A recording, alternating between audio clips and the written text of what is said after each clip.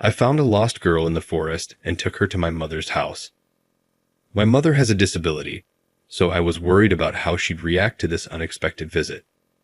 When I returned home, exhausted after a tough day at the office, I was struck by what I saw. As the company leader my father left me, the weight of responsibility was always on my shoulders. Despite the fatigue, my mind was constantly racing with thoughts about the company's future. I'm known for my dedication at work, but outside the office, I'm quite reserved. As I parked my car in the garage of my large house, I sighed heavily. The loneliness of that big, quiet house was overwhelming. The only person I truly connected with was my mother, Sandra. Unfortunately, her health had been rapidly declining due to advanced Alzheimer's.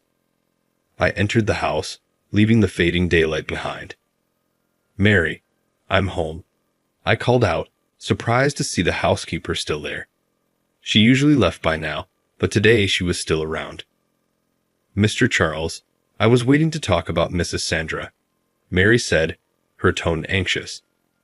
I sighed, knowing conversations about my mother were never easy. "How is she today?" I asked, bracing myself for the answer. "The same, sir," Mary replied. "But she asked about you several times. I think it would be good for you to spend some time with her, even if she doesn't remember afterward." I agreed, feeling guilty for not spending more time with my mother. "I'll see her now," I said, heading to Sandra's room. When I entered, I saw my mother staring out the window from her armchair. "Mom, it's me, Charles," I said softly, trying to mask my pain. Sandra turned her head slowly, her gaze confused at first, but then a brief flicker of recognition appeared in her eyes. "Charles," she murmured, her voice weak but filled with affection. "Yes, it's me. How are you feeling?" I asked, holding her hand. The conversation was brief and confusing, but these moments were precious, a painful reminder of the past. Leaving her room, I felt the weight of loneliness more acutely. The large house seemed like an echo of memories rather than a home. Sitting on the couch in my room, I reflected on my life. Despite professional success, I felt a deep lack of genuine connection. I wondered if work and caring for my mother were all my life amounted to. I wanted more, but didn't know how or where to find it. After a solitary dinner in the vast dining room, I decided to take a walk in the surrounding forest. The mansion's empty rooms and hallways felt like a prison of my own reflections and loneliness. The forest, on the other hand, offered a refuge, a place where I could breathe and escape my burdens. Wearing a coat, I stepped into the woods. The fresh air immediately eased my mind. The sounds of nature replaced the oppressive silence of the mansion. As I walked aimlessly, I thought about my life, my mother's illness, and the loneliness that consumed me. Despite everything, this peaceful moment was something I longed for. As I followed the trail, the moonlight guided me through the trees. The sound of leaves underfoot and the occasional call of a nightbird were my only companions. I marveled at the simplicity of nature and how, despite owning a successful company, I yearned for basic companionship and understanding. Suddenly, a faint sound interrupted my thoughts. I stopped to listen and heard sobbing. Following the sound, I found a small figure huddled under a tree, a little girl crying alone in the forest. I approached cautiously. "Hey, are you okay? Why are you out here alone?" I asked gently, trying not to scare her. The girl looked up, surprised and wary. "I'm lost," she said, her voice choked with tears. "I don't know how to get back home." Feeling a wave of compassion, I reassured her. "Don't worry, I'll help you find your way back home. What's your name?" I squatted down to her level, trying to seem as non-threatening as possible. "Barbara," she replied, wiping her tears. I extended my hand. "I'm Charles. Come on, I'll take you home." Walking with Barbara by my side, I felt a strange sense of purpose. The concern for this lost girl momentarily took me out of my own troubles. As we walked, I thought about the trail leading to a busy avenue, hoping that might lead us to her home. However, as I looked at Barbara, I noticed her clothes, simple and worn, contrasting sharply with my own circumstances. "Barbara, where is your home? Do you know roughly which direction?" I asked, hoping for a nearby street or neighborhood. Her answer took me by surprise. "My home is a little cardboard house I made. I think it's a bit far from here, in a place where nobody else wants to be.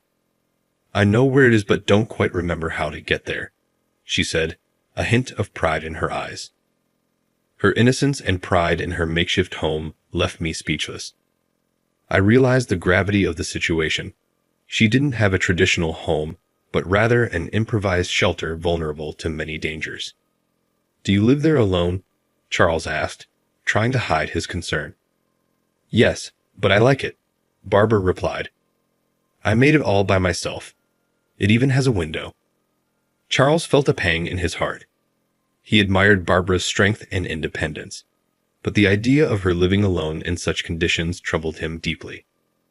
"Barbara, it's very cold at night, and it's already late. Would you like to spend the night at my house? Tomorrow, we can check out your cardboard house and see how we can help," Charles suggested, trying to sound inviting without scaring her.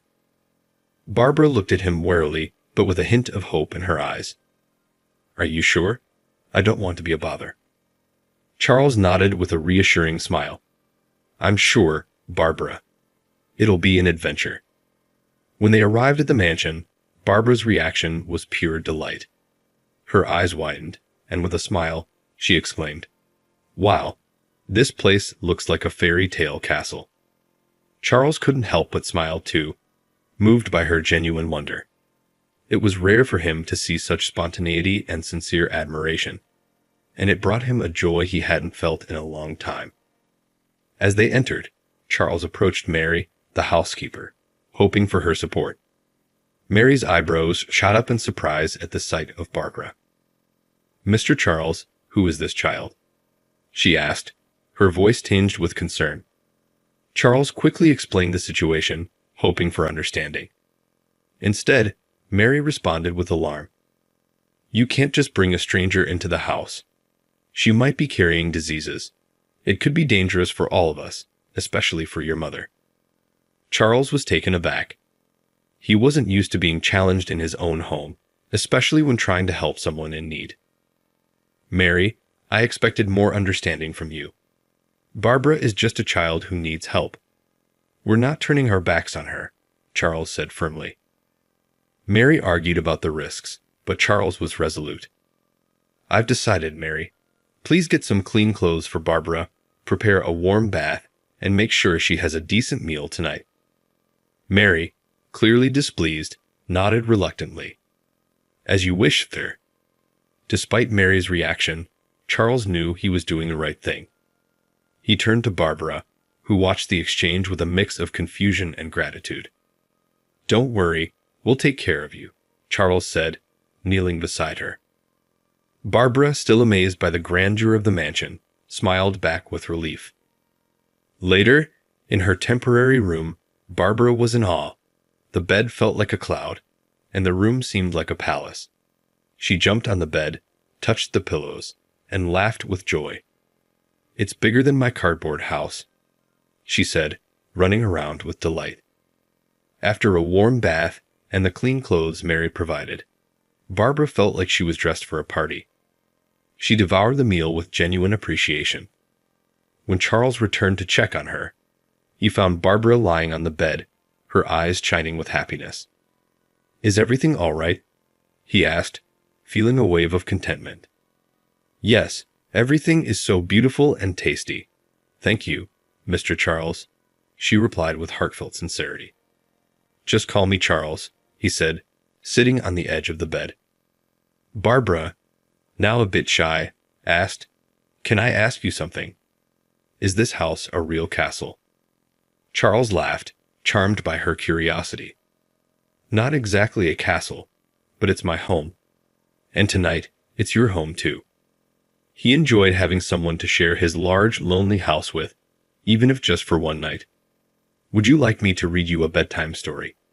he offered, hoping to make her night even more special. Barbara's eyes lit up. I would love that. Charles picked a book from the shelf and began to read. His soft, soothing voice filled the room as Barbara listened attentively. Soon, her eyes grew heavy, and she fell asleep with a peaceful smile. At dawn, Mary burst into the room, throwing open the curtains. Time to get up. Quick. Breakfast is ready, she said briskly. Barbara, still groggy, rubbed her eyes and sleepily asked about Charles. Mary replied coldly, He's already left for work and won't be back until late. Barbara's disappointment was clear. She had hoped to see Charles and perhaps share breakfast with him, but realizing arguing with Mary was pointless, she reluctantly got up to start her day. Barbara got out of bed, still thinking about Charles and the kindness he'd shown her. She brushed her teeth and dressed, feeling awkward in the mansion's formal setting. The housekeeper waited impatiently to take her to breakfast, a new experience for Barbara. At the breakfast table, she marveled at the abundance of food, so different from her usual sparse meals. However, Mary's cold tone made the meal less enjoyable. Mary instructed her, Don't leave this room under any circumstances. I don't have time to watch you. Barbara nodded, pretending to agree, but her mind was already planning an escape. The mansion's secrets beckoned her. After breakfast, Mary took Barbara back to her room. As soon as the door closed, Barbara's excitement and nervousness surged. She pressed her ear against the door, listening to Mary's footsteps fade away. With a determined sigh, she silently opened the door and stepped into the hallway. The mansion was a labyrinth of wonders to Barbara. Each corridor and open door revealed something new. She explored with wide eyes, drawn to mysterious objects and relics of the past. The paintings on the walls seemed to follow her, whispering stories. Her curiosity led her to a slightly open door, Sandra's room. With a mix of curiosity and hesitation, Barbara entered and found Sandra in an armchair, lost in thought. Hello, Barbara said gently. Sandra turned her face, but didn't respond. Barbara introduced herself, but Sandra remained silent, her mind lost in memories. Barbara told her stories about the forest, her cardboard house, and how Charles had found her. Though Sandra didn't react, Barbara felt a strange connection. Restlessness soon took over, and Barbara's curiosity couldn't be contained. She began exploring the room, finding little beyond everyday objects and dusty treasures.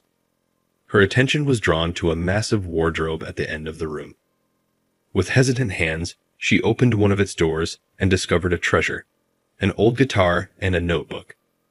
The notebook, with its yellowed pages, intrigued her the most.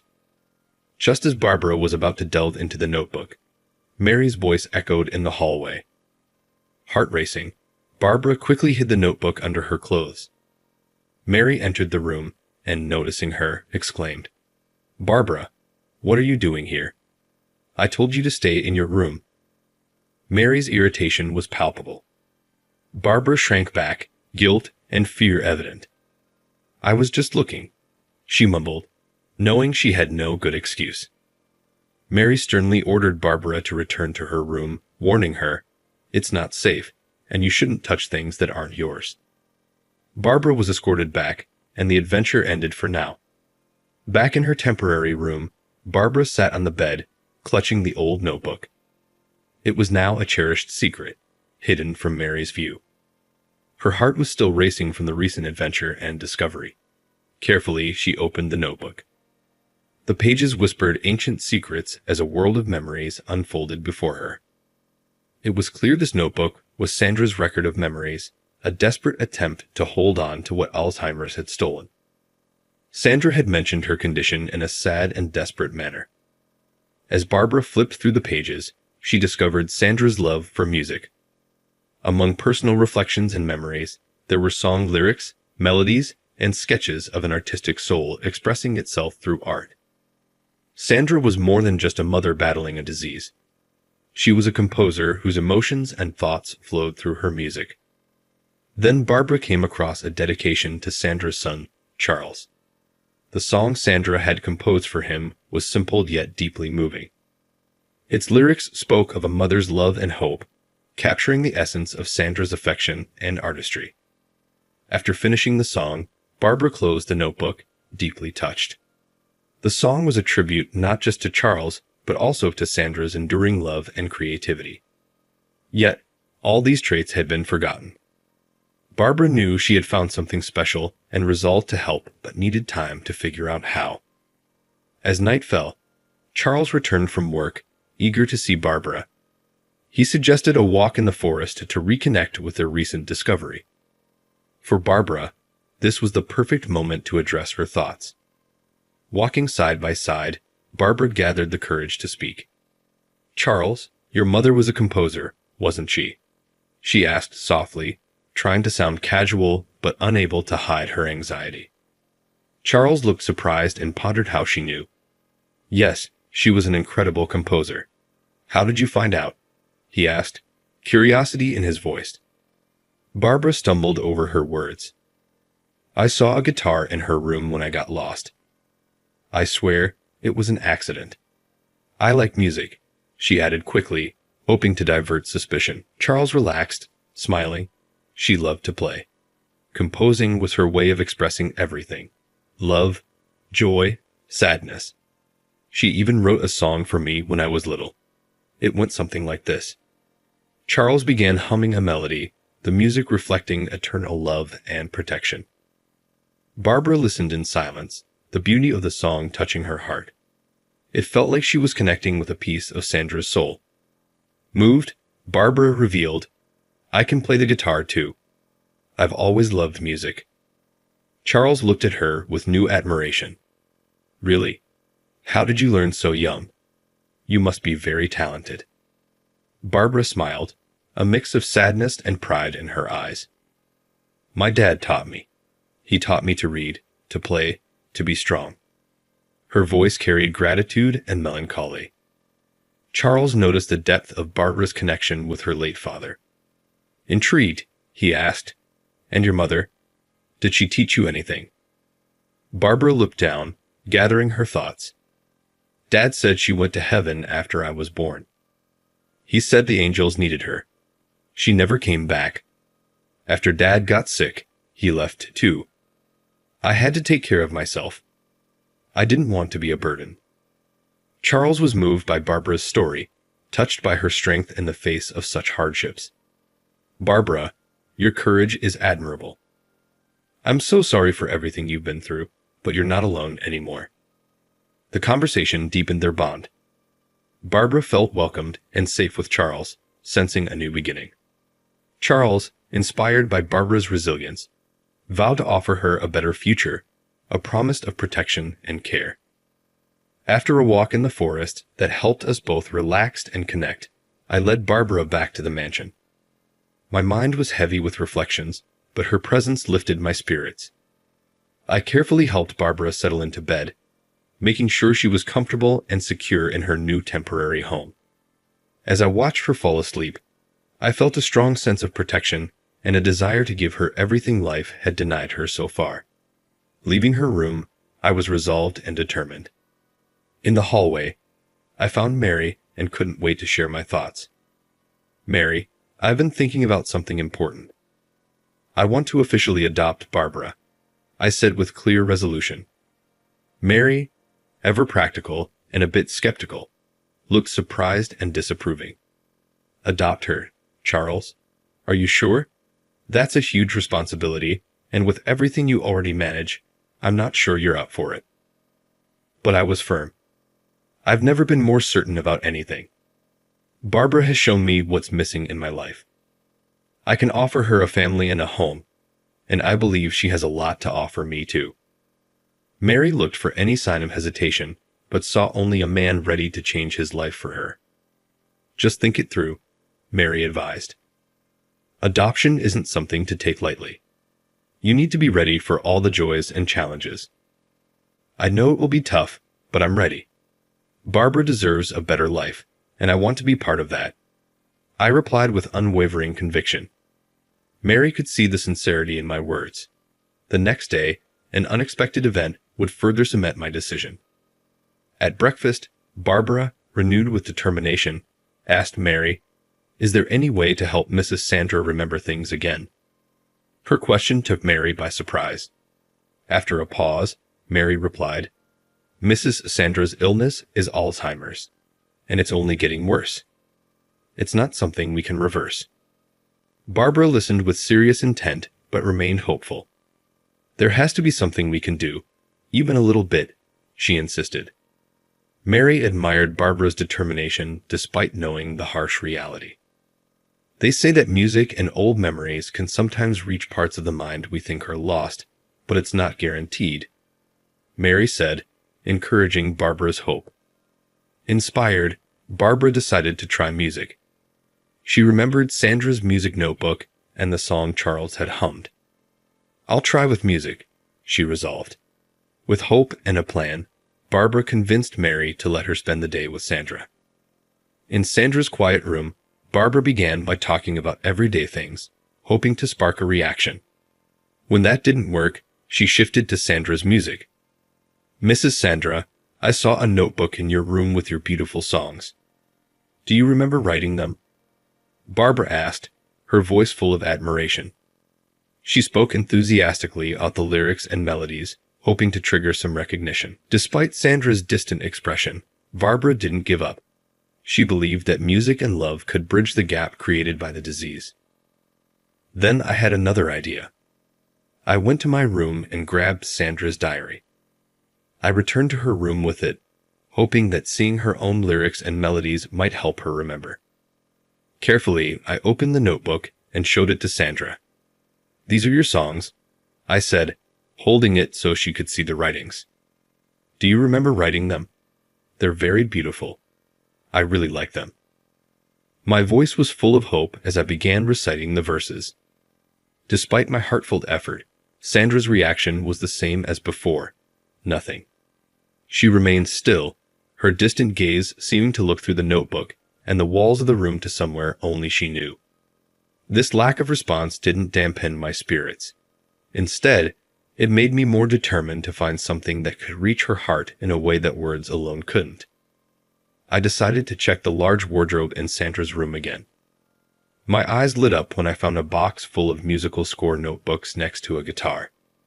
It was like discovering a hidden treasure, the keys to the melodies that matched the lyrics I'd read. I picked up one of the notebooks, flipping through the pages of musical notes. Each page was a potential bridge to Sandra's dormant consciousness. I thought, this might work. If words couldn't reach Sandra, maybe the music itself could. Excited by the possibility, I compared the song titles in the scores with those in Sandra's diary. When I found matches, a mix of anxiety and excitement took over me. I took Sandra's guitar and tried to play and sing the songs, hoping the combination of melody and lyrics could awaken a memory. Despite my efforts and growing confidence, Sandra's reaction remained unchanged. I realized that perhaps my unfamiliarity with the exact way to sing her songs was preventing the connection I sought. But I didn't give up. I kept trying different songs, adjusting my voice to match the melody of the guitar. As the day turned to afternoon, then evening, my fingers began to hurt and my throat dried out, but I refused to be discouraged. Each chord was a silent plea for Sandra to return, even just for a moment, to the world that music had created. When night fell, I finally had to stop. Exhausted and frustrated, I sat on the floor, letting the guitar rest. Just then, a flash of inspiration struck me. The melody that Charles had shared with me in the forest, the one his mother had composed for him, came back to me. It was the one song where I knew the exact rhythm.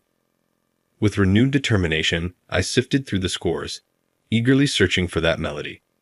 Finally, among the yellowed sheets, I found it, the precious score dedicated to Charles. I took a deep breath, feeling a mix of nervousness and hope, and positioned my fingers on the guitar.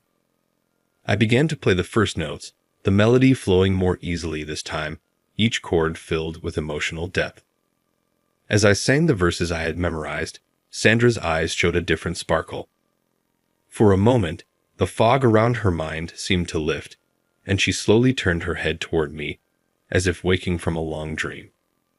Her eyes locked onto mine, a fleeting recognition crossing her gaze. Meanwhile, Charles was returning home, his thoughts on me and the small joys my presence brought.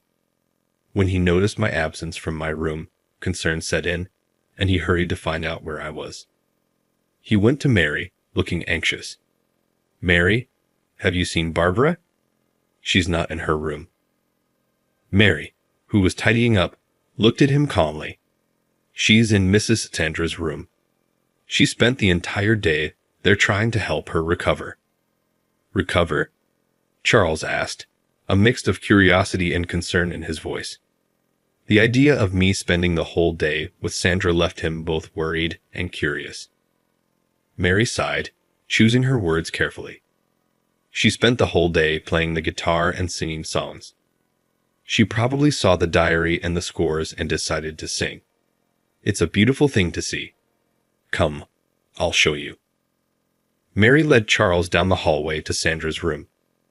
As they walked, Charles felt a mix of anxiety and hope, wondering if I had found a way to reach his mother, who had been closed off for years. "Mary, did it really work? Did my mother react in any way?" Charles asked, almost afraid to hear the answer. Mary gave him a serious look. "Not that I know of. The last time I checked on the two misses, Sandra was the same as always. But what matters is the girl's intention." Charles sighed, feeling a slight discouragement from the lack of expectation. But as they approached the door, a soft melody and two voices harmonizing reached his ears. He stopped, immediately recognizing his mother's voice in a song he never expected to hear again. His heart raced with surprise, hope, and a deep, unnamed emotion. Driven by hope, Charles hurried down the hallway, following the sound that seemed to call him. When he reached the door, he saw a scene he thought was impossible. His mother, Sandra, singing with Barbara. The music, once composed by his mother for him in the past, now connected generations and memories. Tears streamed down Charles's face, each drop carrying years of longing, love, and pain. Seeing his mother awake and engaged, even briefly, brought immense relief and indescribable joy. Barbara's presence had unlocked this connection to the past, reinforcing Charles's decision to make her part of his family. He stood at the door, the music filling his heart. When the song ended, Sandra turned to him with a rare glint of lucidity in her eyes. "Charles, my dear, stop crying. You look as if you've been pinched," she said, her voice fragile but clear. Her unexpected words only intensified Charles's tears. He smiled through them, a smile filled with years of repressed pain and love. Overcome with emotion, Charles rushed to hug his mother, enveloping her in an embrace that symbolized both loss and reunion. Barbara, though not fully understanding the depth of his emotions, was moved by the shared tears. Mary, too, tried to hide her own tears, but felt the impact of the reunion. Sandra's moment of clarity was a precious gift amidst her illness, but it was fleeting. Charles watched with gratitude and sadness as her light slowly faded, returning her to the silence of recent years. Before leaving, he tenderly kissed her forehead, a farewell to that brief moment of connection. Turning to Barbara, who watched with pride, Charles extended his hand and said, "Let's go for a walk in the forest, Barbara. We need some fresh air." Barbara wiped her tears and nodded. As they walked under the trees, the silence between them was filled with the sound of their footsteps. It was a comfortable silence, a space to process the day's emotions. Finally, driven by gratitude, Charles broke the silence. "You did something amazing today, Barbara. I don't know how to thank you for giving me that moment with my mother." Barbara, holding his hand tightly, smiled shyly. "I just wanted to help. Seeing you two like that was beautiful. I'm glad I could do it." Charles looked at her, his smile reflecting his happiness. The strength of the moment, shared with his mother, was still vivid in his heart, reinforcing a decision that would change their lives forever. "Barbara," he began with tender seriousness, "I've been thinking a lot about us and how you came into my life unexpectedly. This has given me an idea. Would you like to hear it?" Barbara, curious and a bit anxious, looked at him. "What idea is that, Charles?" Charles faced her directly, wanting her to see the sincerity and love in his eyes. "Barbara, how would you feel if I adopted you? If you officially became my daughter?" Barbara's reaction was immediate. Her eyes widened with surprise and then sparkled with pure joy. "Really? You want to be my new daddy?" She could barely contain her excitement.